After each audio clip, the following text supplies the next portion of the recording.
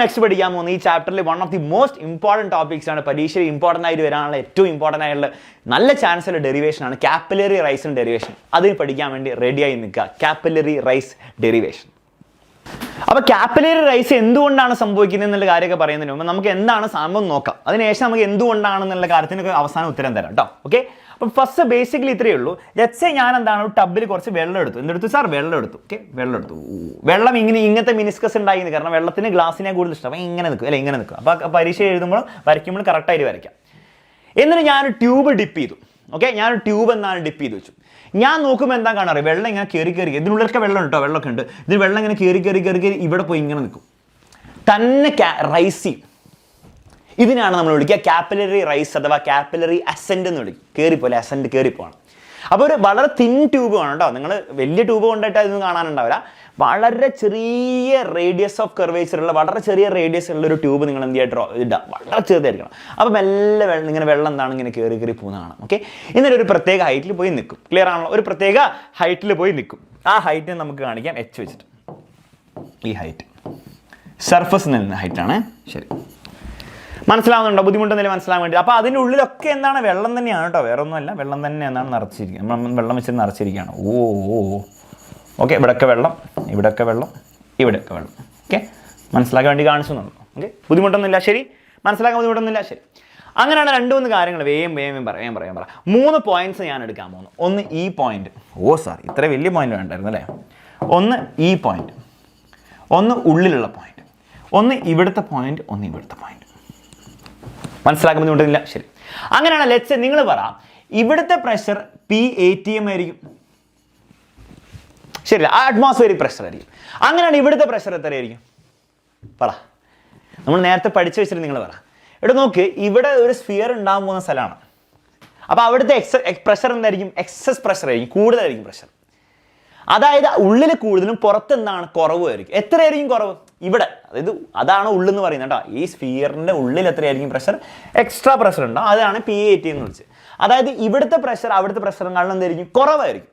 എത്ര കുറവായിരിക്കും? 2s - r കുറവായിരിക്കും അല്ലേ? 2s - r അല്ല, 2s/r കുറവായിരിക്കും. അതായത് ഈ ഭാഗത്തെ പ്രഷർ എന്തായിരിക്കും? പറഞ്ഞു, ഇവിടുത്തെ പ്രഷർ എന്തായിരിക്കും? ഒന്നുമില്ല, PATM - 2s/r. സാർ 2s/r കുറവായിരിക്കും ഇവിടെ. കാരണം അവിടെയാണ്, ഉള്ളിലാണ് എക്സസ് പ്രഷർ ഉണ്ടാവുന്നത്. ആ സ്ഫിയറിന്റെ സർഫസിന് ഉള്ളിലാണെന്നാണ് എക്സസ് പ്രഷർ ഉണ്ടാവുന്നത്. നമ്മൾ പഠിച്ച കാര്യമാണ് അല്ലേ? എവിടെ പഠിച്ചത്? നമ്മൾ ജനറൽ ആയിട്ട് പറഞ്ഞില്ലേ? നോക്കിക്കേ, ഇങ്ങനത്തെ സിനാരിയോ വരുമ്പം ഈ സ്ഫിയർ ഉണ്ടാകാൻ പോകുന്ന അവിടെയാണ് എക്സസ് പ്രഷർ ഉണ്ടാകുന്നത്. അപ്പോൾ ഉള്ളിൽ P ആണെങ്കിൽ പുറത്ത് എന്താണ്? 2s/r കുറവായിരിക്കും. അപ്പോൾ 2s/r പുറത്ത് എന്താണ്? ഈ പുറത്തുനിന്നാണ്, ഈ സ്ഥലത്ത് എന്താണ്? കുറവായിരിക്കും. അതായത് നിങ്ങൾ പറ, ഇവിടുത്തെ പ്രഷർ എന്തായിരിക്കും? ഇറ്റ് വിൽ ബി PATM, അവിടുത്തെ -2s/r. മനസ്സിലാവുന്നുണ്ടോ? കാരണം ഉള്ളിൽ 2s/r കൂടുതലായിരിക്കും. അതാണ് അതിൻ്റെ ലോജിക്. Okay, clear? നിങ്ങൾ പറ, ഇവിടുത്തെ പ്രഷർ എന്തായിരിക്കും? ഇവിടുത്തെ പ്രഷർ പറ. ഇവിടുത്തെ പ്രഷർ എന്താണ്? ഇവിടെ ആരാണ് പ്രഷർ കൊടുക്കുന്നത്? അറ്റ്മോസ്ഫിയർ ആണ് അല്ലേ? ഇവിടെ അറ്റ്മോസ്ഫിയറിലേക്ക് ഓപ്പൺ ആണ്. സോ അറ്റ്മോസ്ഫിയറിക് പ്രഷർ PATM ആയിരിക്കും ഇവിടെ ഉണ്ടാവാം. ശരിയല്ലേ? ശരിയാണ്. അങ്ങനെയാണ് ഇവിടെ PATM ആണ്. ഇവിടെ എന്തായിരിക്കും? ഇവിടെയും PATM ആയിരിക്കും ഉണ്ടാവാം. ഇവിടെയും PATM ആയിരിക്കും. കാരണം ഒരേ ഹൈറ്റിലാണ്. ഇവനും എന്താണ്? ഒരേ ഹൈറ്റിലാണ്. സോ ഒരേ പ്രഷർ ആയിരിക്കും ഉണ്ടാകുന്നത്. അങ്ങനെ ആവണം. ഓക്കെ, ഇവിടെ PATM, ഇവിടെ PATM, അവിടെയൊക്കെ അറ്റ്മോസ്ഫിയറിക് പ്രഷർ ആയിരിക്കും. ഓക്കെ, അപ്പോൾ ഇവിടെ PATM ആണ്, ഇവിടെയും PATM ആയിരിക്കും. ക്ലിയർ ആണല്ലോ? ഇതുവരെ മനസ്സിലാക്കാൻ നിങ്ങൾക്ക് ആർക്കും ഒരു ബുദ്ധിമുട്ടില്ല. ശരി, അങ്ങനെയാണെങ്കിൽ ഇവിടെ PATM ആണ്, അറ്റ്മോസ്ഫിയറിക് പ്രഷർ ആണ് നമുക്ക് കിട്ടി. നമുക്ക് നമ്മൾ ഓൾറെഡി മെർക്കുറി ബാരോമീറ്റർ ഓൾറെഡി കണ്ടാണ്. ഇവിടുത്തെ പ്രഷർ ഒക്കെ സെയിം ആയിരിക്കും. ഇനി നിങ്ങൾ പറ, ഇനി നിങ്ങൾ വേരിയേഷൻ ഓഫ് പ്രഷർ വിത്ത് ഹൈറ്റിൻ്റെ ആ ഇക്വേഷൻ ഉപയോഗിക്കും. അതായത് താഴത്തെ പ്രഷർ വിൽ ബി, മുകളിലത്തെ എന്ന് പറഞ്ഞാൽ ഈ ലിക്വിഡ് സർഫസിലെ പ്രഷർ, പുറത്തെ പ്രഷർ അല്ല. ലിക്വിഡ് സർഫസിലെ പ്രഷർ എത്രയാണ്? ഞാൻ കുറച്ചുകൂടി എനിക്ക് മുകളിലേക്കാണ് കാണിക്കേണ്ടത്. പക്ഷേ ഈ പോയിന്റ് എന്ന് പറഞ്ഞാൽ ലിക്വിഡ് സർഫസിന്റെ മണ്ടയ്ക്ക് ആയിരിക്കും ശരിക്കും. ഓക്കെ, അപ്പോൾ താഴത്തെ pressure will be PATM will be. പറ, ആ ലോജിക് വെച്ച് പറഞ്ഞ്. താഴത്തെ പ്രഷർ വിൽ ബി, മുകളിലത്തെ പ്രഷർ എന്ന് പറഞ്ഞാൽ ലിക്വിഡ് സർഫസിലെ pressure, which is PATM - 2s/r. PATM - 2s/r ഇതാണ് മുകളിലത്തെ പ്രഷർ. പ്ലസ് എന്തായിരിക്കും? ρgh അഥവാ HρG. ശരിയല്ലേ? താഴത്തെ പ്രഷർ PATM വിൽ ബി, മുകളിലത്തെ pressure PATM - 2s/r plus HρG. ശരി, അങ്ങനെയാണെങ്കിൽ എന്താണ്? ഈ PATM സർ കട്ടായി പോകും. ഓക്കെ, HρG ഇവിടേക്ക് വന്നാൽ -HρG, മൈനസും കട്ടായിട്ട് ബേസിക്കലി എന്താണ് എനിക്ക് കിട്ടും? HρG = 2s/r കിട്ടും. ശരിയല്ലേ? എച്ച് അല്ല 2s/r കൂടെ ഉണ്ട്. അപ്പോൾ h rho is equal to 2s/r കിട്ടും അല്ലേ, മൈനസ് ഒക്കെ പോവും. ഓക്കെ ശരി. അങ്ങനെയാണ് എച്ച് എന്തായിരിക്കും, എച്ച് ആണ് നമുക്ക് വേണ്ട, ഹൈറ്റിൻ്റെ ഫോർമുല വേണ്ടത് അല്ലേ, എത്ര ഹൈറ്റ് കയറും എന്നാണ് നമ്മൾ കണ്ടുപിടിക്കുന്നത്. അപ്പോൾ ഹൈറ്റിൻ്റെ ഫോർമുല എന്ന് എടുക്കുമ്പോൾ h is equal to ബേസിൽ നിന്ന് കിട്ടും 2s/ ഈ റോജി അങ്ങോട്ട് പോയിക്ക് 2s/r റോജി എന്ന് കിട്ടും. ശരിയല്ലേ, 2s/r into rho into sir G എന്ന് വരും. ഇതാണ് നമ്മുടെ ഇനീഷ്യൽ ഫോർമുല. ഓക്കെ ശരി, ഫോർമുല കഴിഞ്ഞില്ല, ഡെറിവേഷൻ കഴിഞ്ഞില്ല, കുറച്ച് കാര്യങ്ങൾ കഴിഞ്ഞാൽ ഡെറിവേഷൻ കഴിഞ്ഞു കേട്ടോ. ഓക്കെ, ഇത്രയും നിങ്ങൾക്ക് മനസ്സിലാകാൻ ബുദ്ധിമുട്ടൊന്നുമില്ല. ഓക്കെ, ക്ലിയർ ആണ്, മനസ്സിലായി. അപ്പോൾ h is equal to 2s/r rho g. ഈ r എന്ന് പറഞ്ഞാൽ എന്താണ്, ഈ r എന്ന് പറഞ്ഞാൽ ഇവിടെ ഉണ്ടാകാൻ പോകുന്ന സ്ഫിയറിന്റെ റേഡിയസ് ആണ്.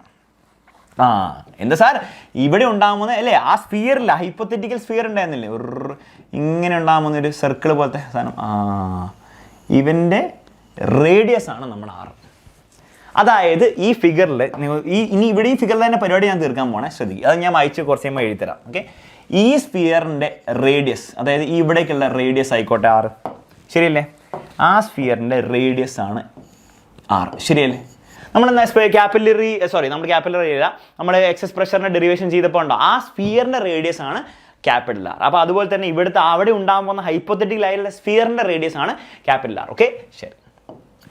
ഇനി നമുക്ക് ആ സ്ഫിയറിൻ്റെ ഹൈപ്പോത്തറ്റിക്കൽ ഇമാജിനറി സ്ഫിയറിൻ്റെ റേഡിയസിൽ ഹൈറ്റ് കിട്ടിയിട്ട് എന്തെങ്കിലും കാര്യമുണ്ടോ, ഒരു കാര്യമില്ല. അപ്പോൾ നമുക്ക് വേണ്ടതെന്ന് വെച്ചാൽ നിങ്ങൾ ശ്രദ്ധിക്കുക, നമ്മൾ എന്ത് ചെയ്യുക വെച്ചാൽ ഇവിടുന്ന് നമ്മൾ ഇവിടേക്ക് ഒരു ലൈൻ വരയ്ക്കും. ഓക്കെ, ഈ ട്യൂബിൻ്റെ സെൻറ്ററിലേക്ക് ഒരു ലൈൻ വരയ്ക്കും. ആ ലൈൻ എന്ന് പറഞ്ഞാൽ ട്യൂബിൻ്റെ റേഡിയസ് ആയിരിക്കില്ലേ, ആലോചിച്ച് നോക്ക്. ഈ ലൈൻ എന്ന് പറഞ്ഞാൽ എന്തായിരിക്കും, ഇതെന്ന് പറഞ്ഞാൽ ട്യൂബിൻ്റെ റേഡിയസ് ആയിരിക്കും. ട്യൂബ് എന്ന് പറഞ്ഞാൽ ഒരു എന്താണ്, ഒരു സർക്കുലർ ട്യൂബാണ്. അപ്പോൾ അതിൻ്റെ റേഡിയസ് ആയിരിക്കില്ലേ, തീർച്ചയായിട്ടും. അപ്പോൾ ഈ ലെങ്ത് എന്ന് പറഞ്ഞാൽ അതിൻ്റെ റേഡിയസ് അല്ലേ, മൊത്തം എന്ന് പറഞ്ഞാൽ അതിൻ്റെ ഡയമീറ്റർ എന്ന് പറഞ്ഞാൽ അതിൻ്റെ റേഡിയസ്. ആ കുഞ്ഞാറിൻ്റെ ടേംസിലാണ് ഇക്വേഷൻ വരേണ്ടത്. കാരണം ട്യൂബിൻ്റെ റേഡിയസ് ആണ് നമ്മുടെ ഇക്വേഷനിൽ വരേണ്ടത്, അല്ലാണ്ട് മറ്റേ ഇമാജിനറി സാധനത്തിൻ്റെ അല്ല. അപ്പോൾ അത് എങ്ങനെ ഉണ്ടാക്കാൻ നോക്കുക, ശ്രദ്ധിക്കുക, ഇമ്പോർട്ടൻ്റ് ആണ്. ഇനി നോക്കാം, ഇനിയാണ് നമ്മൾ പഠിച്ച കാര്യങ്ങൾ ഉപയോഗിക്കാൻ പോകുന്നത്. നിങ്ങൾ പറ, ഇവിടുത്തെ ആംഗിൾ ഓഫ് കോണ്ടാക്ട് എങ്ങനെയാണ് മാർക്ക് ചെയ്യുക? ഇനി ഞാൻ ഇതേ ഡയഗ്രാമിൽ കാണിച്ചാൽ നിങ്ങൾക്ക് എല്ലാവർക്കും കൂടി കൺഫ്യൂഷൻ ആവോ? അപ്പോൾ ഇനി ഞാൻ ഇതിൻ്റെ മുകളിൽ കാണിക്കാൻ പോയി നിങ്ങൾക്ക് കൺഫ്യൂഷൻ ആവും, കാരണം നിങ്ങൾക്ക് എല്ലാം ഒന്നും മനസ്സിലാവില്ല. അപ്പോൾ ഞാൻ എന്താ ചെയ്യാൻ പോകുന്നത് വെച്ചാൽ, ഞാൻ ഇതെല്ലാം റീസെറ്റ് ചെയ്യാൻ പോവാണ്. ഇനി ഞാൻ ഒന്നുകൂടി ഇത് വരച്ച് കാണിച്ചു തരും അപ്പുറത്തെ സൈഡിൽ കേട്ടോ. അപ്പോൾ നിങ്ങൾക്ക് കുറച്ചുകൂടി ഐഡിയ കിട്ടും. ഓക്കെ, അപ്പോൾ നമുക്കൊന്ന് റീസെറ്റ് ചെയ്യാം. ഇതൊക്കെ അപ്പോൾ ഇത് ഇങ്ങനെ അല്ല, കുറച്ചുകൂടി ഓക്കെ, ഇങ്ങനെ തന്നെ വെച്ചേക്കാം, നമുക്കൊന്നും ചെയ്യേണ്ട, ഇവിടെ ഇങ്ങനെ തന്നെ വെക്കാം. ഇനി നമുക്ക് എന്ത് ചെയ്യാം, ഇതിൻ്റെ ബാക്കി ചെയ്യാം. അപ്പോൾ പരീക്ഷയിൽ നിങ്ങൾ എന്താ 2 ഫിഗർ വരയ്ക്കായിരിക്കും നിങ്ങൾക്ക് ബുദ്ധി, അല്ലെങ്കിൽ കുറച്ച് കഴിയുമ്പോൾ നിങ്ങൾക്ക് തന്നെ കൺഫ്യൂഷൻ ആയിരിക്കും സംഭവിക്കുന്നത് കേട്ടോ. അപ്പോൾ സെയിം സാധനം ഒന്നുകൂടി റീട്രേസ് ചെയ്യാം. പക്ഷേ ഇപ്രാവശ്യം നമ്മൾ ആ ATM ബാക്കിയുള്ള സാധനം ഒന്നും കാണിക്കണ്ട. ഇപ്പോൾ ഇവിടെ പ്രഷറും കാര്യങ്ങളൊക്കെ കാണിച്ചു, നമ്മൾ ഇവിടെ വരെ എത്തിച്ചു. ഇനി നമ്മൾ എന്താ ചെയ്യാന്ന് വെച്ചാൽ പ്രഷറും കാര്യങ്ങളൊന്നും കാണിക്കില്ല, നമുക്ക് വേണ്ട കാര്യങ്ങൾ ചെയ്യാം കേട്ടോ. ശ്രദ്ധിക്കുക, അപ്പോൾ നമ്മൾ എന്ത് ചെയ്യുക, ഇവിടെ ഒരു ഹൈപ്പോത്തറ്റിക്കൽ ഇമാജിനറി ആയിട്ടുള്ള സ്ഫിയർ നമ്മൾ കൺസിഡർ ചെയ്യുക. ഓക്കെ, അത്യാവശ്യം വൃത്തിയിലൊക്കെ വരയ്ക്കുക, എന്നാലായിരിക്കും നിങ്ങൾക്ക് നല്ല കേട്ടോ. എൻ്റെ വൃത്തി നോക്കണ്ട, അത്യാവശ്യം ഒരു വൃത്തിയുള്ള സ്ഫിയറൊക്കെ വരയ്ക്കുക കേട്ടോ. സ്ഫിയർ വരച്ചു, സാർ പോരാ, സാറിൻ്റെ സ്ഫിയർ വരണ്ട പോരാ, ഇങ്ങനെ വരയ്ക്കാം. ഓക്കെ, അത് മതി. അതിൻ്റെ റേഡിയസ് ആണ് നമ്മൾ ക്യാപിറ്റൽ R വെച്ച് കാണിച്ചത്. അപ്പോൾ അതിൻ്റെ റേഡിയസ് ആണ് നമ്മൾ ക്യാപിറ്റൽ R വെച്ച് കാണിച്ചത്. അപ്പോൾ അതിൻ്റെ റേഡിയസ് എന്തായിരിക്കും, ഇവിടെ സെൻറ്റർ ആയിരിക്കും, ഇവിടേക്ക് ഒരു റേഡിയസ് ആയിരിക്കും R. നമ്മൾ പറഞ്ഞ എന്താണ്, ഈ ട്യൂബിൻ്റെ റേഡിയസ് എന്തായിരിക്കും, അത് ഞാൻ ഇവിടേക്ക് സെൻറ്ററിലേക്ക് വരച്ചാൽ അതായിരിക്കും ട്യൂബിൻ്റെ റേഡിയസ്. ഓക്കെ ശരി, ഇവിടെ ഒരു ഡോട്ടഡ് ലൈൻ വരച്ചു. ഓക്കെ ശരി, അങ്ങനെയാണ്. ഇനി നമുക്ക് ചെയ്യാൻ പോകേണ്ടത് നമ്മുടെ ആംഗിൾ ഓഫ് കോണ്ടാക്ട് ആംഗിൾ എന്ന് പറഞ്ഞ സാധനം പറഞ്ഞിട്ടുണ്ടായിരുന്നില്ല. എന്തായിരുന്നു കോണ്ടാക്ട് ആംഗിൾ? സാർ ഒന്നുമില്ല, ഒരു പോയിന്റ് സാർ എടുക്കുക, ഈ പോയിന്റ് എടുക്കുന്നത് വിചാരിക്കുക, ഇത് ലിക്വിഡിന്റെ സർഫസിലേക്ക് ടാൻജന്റ് വരയ്ക്കുക, അതിനുശേഷം സോളിഡിന്റെ സർഫസിൽ ടാൻജന്റ് വരയ്ക്കുക, ഈ ടാൻജന്റ് വരയ്ക്കുക, അതിൻ്റെ ഇടയിലുണ്ടാകുന്ന ആംഗിൾ ആയിരിക്കും എന്തുണ്ടാകാൻ പോകുന്നത്, ആംഗിൾ ഓഫ് കോണ്ടാക്ട് തീറ്റ ഉണ്ടാകുന്നത്. ശരിയല്ലേ? ശരി. അപ്പോൾ അതായിരിക്കും നമ്മുടെ ആംഗിൾ ഓഫ് കോണ്ടാക്ട് തീറ്റ. ഇനി ഞാൻ കുറേ എക്സ്പ്ലെയിൻ ചെയ്യാൻ പോകുന്നില്ല. ഇത് തീറ്റയാണെങ്കിൽ ഇതും തീറ്റയായിരിക്കും സാർ. അതെങ്ങനെയാണെന്ന് അറിയാം, ഒന്നുമില്ല. ഇത് തീറ്റയാണെങ്കിൽ ഇത് മൊത്തത്തിൽ എത്രയാണ്, ഞാൻ പെട്ടെന്ന് പറഞ്ഞു പോവാം, പരീക്ഷയിൽ ഒന്ന് എക്സ്പ്ലെയിൻ ചെയ്യേണ്ട ആവശ്യമില്ല. നോക്ക്, ഇത് തീറ്റയാണ്, ഇത് മൊത്തത്തിൽ എത്രയാണ്, 90 അല്ലേ. അപ്പോൾ ഇത് എത്രയായിരിക്കും, 90 മൈനസ് തീറ്റ. അപ്പോൾ ഇത് 90 മൈനസ് തീറ്റ. ഓക്കെ, അത് മനസ്സിലായാലോ? ശരി. ഇനി നിങ്ങൾ ആലോചിച്ച് നോക്ക്, ഇത് ടാൻജൻ്റ് ആണ്, ഇത് റേഡിയസ് ആണ്. റേഡിയസും ടാൻജൻറ്റും തമ്മിലുള്ള ആംഗിൾ എത്രയാണ്, ഇത് എത്രയാണ്, മൊത്തത്തിൽ 90 ആയിരിക്കും. നിങ്ങൾ ആലോചിച്ച്, ഇത് 90 മൈനസ് തീറ്റ എന്ന് ഓൾറെഡി കിട്ടി, മൊത്തത്തിൽ 90 ആണെങ്കിൽ ബാക്കിയുള്ള എന്തായിരിക്കും, തീറ്റ ആയിരിക്കും. അപ്പോൾ ആ ലോജിക്കിലാണ് നമുക്ക് കിട്ടിയത്. അപ്പോൾ ബേസിക്കലി ഇത്രയേ ഉള്ളൂ, നിങ്ങൾ ഇത്രയും മനസ്സിലാക്കുന്നുണ്ട്. ഇത് തീറ്റയാണ്, ഒന്നുകൂടി സ്കിപ്പ് ചെയ്തിട്ട് അടുത്ത തീറ്റയാണ്. മനസ്സിലാകുന്നുണ്ടോ? പരീക്ഷയിൽ നിങ്ങൾ അത്ര ആലോചിക്കേണ്ടത്, ഇത് തീറ്റയാണെന്ന് ആംഗിൾ ഓഫ് കോണ്ടാക്ട് നിങ്ങൾക്ക് അറിയെങ്കിൽ ഒരെണ്ണം സ്കിപ്പ് ചെയ്യുക, ഇതിന് അടുത്തതിന് നിങ്ങൾ എന്താ തീറ്റ മാർക്ക് ചെയ്യുക. അത്രയേ ഉള്ളൂ, നിങ്ങൾ പരീക്ഷയിൽ ആലോചിക്കേണ്ടത്. അപ്പോൾ ഒന്ന് സ്കിപ്പ് ചെയ്ത് കഴിഞ്ഞാൽ തീറ്റയാണ് കേട്ടോ. അപ്പോൾ അത് തീറ്റയായിട്ട് കിട്ടില്ല, ആംഗിൾ ഓഫ് കോണ്ടാക്ട് തീറ്റ. അപ്പോൾ തീറ്റ എന്ന് പറഞ്ഞാൽ എന്തോ ആംഗിൾ അല്ല, ആംഗിൾ ഓഫ് കോണ്ടാക്ട് എന്ന് പറഞ്ഞാൽ തീറ്റയാണ് കേട്ടോ. ശരി, അങ്ങനെയാണ് നിങ്ങൾ പറ.